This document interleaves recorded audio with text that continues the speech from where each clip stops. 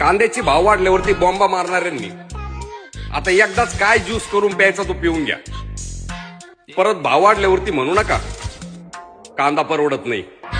पैसा पैसा मासंगा पैसा मासंगा